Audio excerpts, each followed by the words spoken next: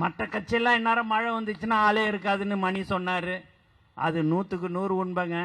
அது புயலே வந்தாலும் சேர்த்தாங்க, எங்க ஆளுங்க எங்க கூட்டம் அப்படியே இருந்துக்கினே தான் இருக்கும். அதெல்லாம் எதுவுமே மாறாது.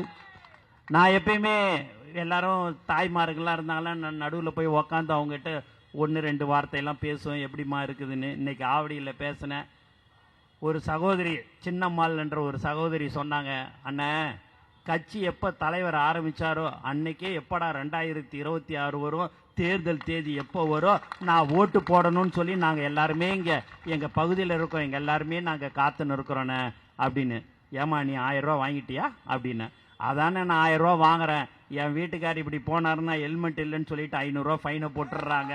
1000 ரூபா போட்டு காவல்துறையை நீங்கள் எக்காரணத்தை கொண்டு நீங்கள் தவறாகவே நீங்கள் நினைக்க கூடாது. அவர்களும் நம்மளை போர் ஒரு மனிதர்கள் தான். அவர்களுக்கு வேற வழி இல்லை.